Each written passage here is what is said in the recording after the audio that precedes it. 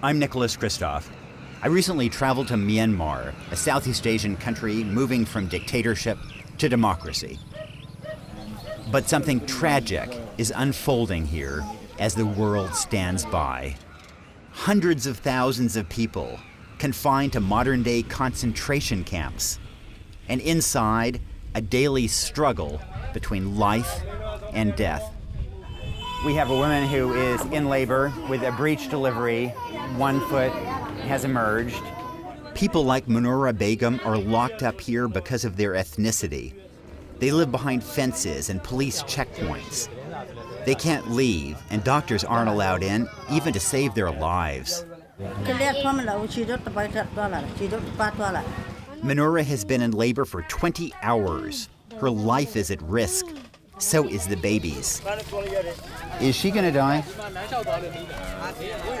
Can you explain to them that we're journalists from the United States? We're trying to understand the situation with the Rohingya? These are the Rohingya people, a small Muslim minority originally from Bangladesh. For generations, they lived beside their Buddhist neighbors with manageable tensions. But all of that changed. Now they're nowhere to be found in the main city, just outside of the camps. This may look like a normal city market, but it's not. Here there used to be Muslim traders and businesses. Today there are none. This city has been ethnically cleansed. In 2012, Myanmar's new democracy unleashed long-simmering racial hatred.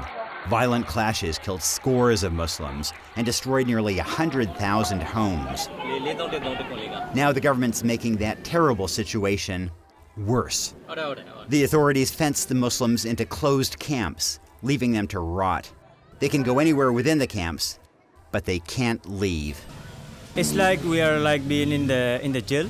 We are like in the bats in the cage, like in the ghetto. As a result, they're deprived of jobs and schools. But the most urgent issue is medical care. 105? This child has a fever of 105 degrees. Without doctors, this baby's life now hinges on a wet washcloth. A Buddhist mob broke this man's arm. He couldn't get medical care, so he's now maimed for life. In March, the situation deteriorated even further. Buddhists attacked the offices of humanitarian groups, and the government expelled the aid group Doctors Without Borders. That deprived 1 million Muslims of their only real source of medical care. In my week in the camps, I found only one small team of international aid workers, and they were operating undercover. Is it fair to think of this as a concentration camp? I would say that it is. These people are completely shut off from the outside world, and the only health care or aid of any kind is what is brought in to them. Most of the time there is little to none.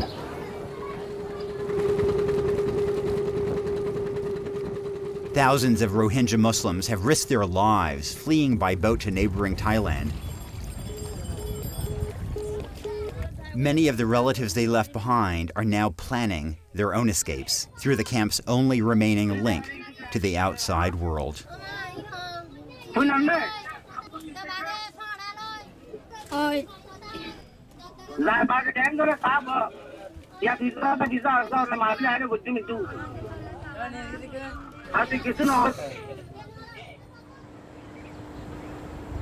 But the problems here go so far beyond the camps.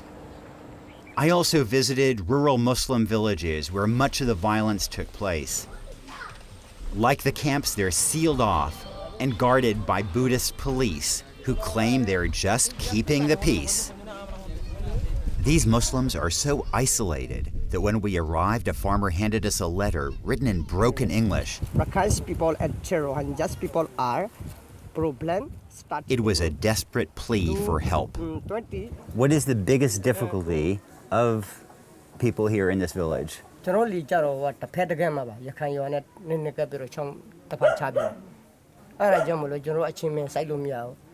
are you afraid? Is it possible that after we leave that you will be punished for talking to us? During our conversation, the police hovered just outside. So why is the government doing this? Don't worry. I went to see a senior state official to ask about the Rohingya. I was shocked by his response.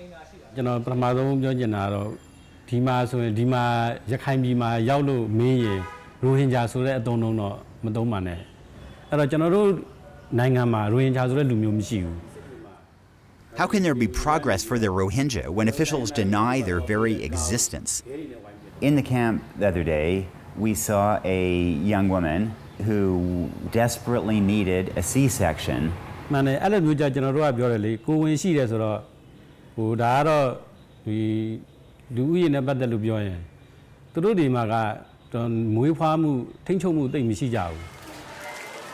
This hatred is fueled by the most unlikely leaders, Buddhist monks, like the enormously popular Ratu, who spreads hatred on Facebook.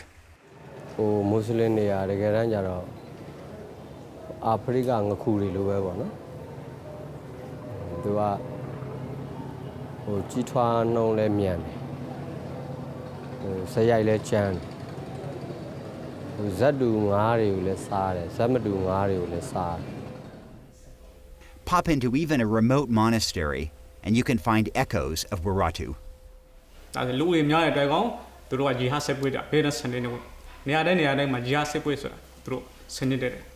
Just a mile or two from here, there were about 60 people, including a number of very young children who were hacked to death.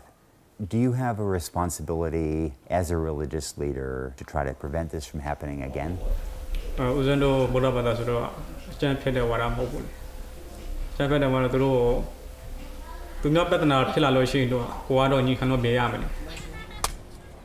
I wanted to understand the Buddhist perspective. Ordinary Buddhists, like these guys, they see the Rohingya as violent, illegal immigrants who will take over. And democracy arguably makes the situation worse, as politicians compete for voters like these on nationalistic grounds.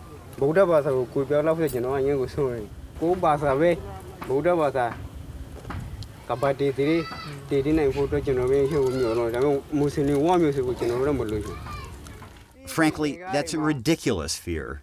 Myanmar is 90% Buddhist. My fear is that this poison could bring down the whole country. If you saw a Muslim boy your age, what would you do? How would you react? Back in the camps, Muslims with medical crises have nowhere to turn but to these makeshift pharmacies. That's where I found Manura, the pregnant woman who was struggling to deliver her baby. I couldn't stand by and watch her die. Our van took her from the pharmacy to one of the few government clinics in the camps. But of course, nobody was there.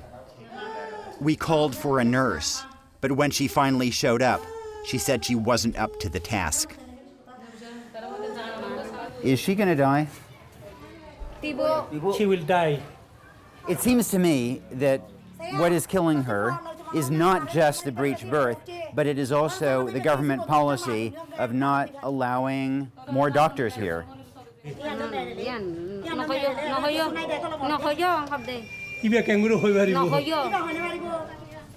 With no help to be found, Manora went home. Miraculously, she survived. Her baby girl did not. There are two Nobel Peace Prize winners who I wish could have been with me in these camps. First, there's the great democracy fighter Aung San Suu Kyi. She's been quiet on this issue. She wants to be president, so it would be politically risky to speak up for the reviled Rohingya. But come on, she's already stood up to generals. I wish she would rediscover her courage. Then there's President Obama. I wish he would speak up forcefully for 1 million people denied basic human rights like medical care. On my last day in the camps, I stumbled upon a funeral. This 35-year-old man suffered from tuberculosis, a treatable disease if you can get medicine. But when the government banned aid groups, he was left to die, leaving behind a wife and 5 children. One more unnecessary grave in a camp full of unnecessary graves.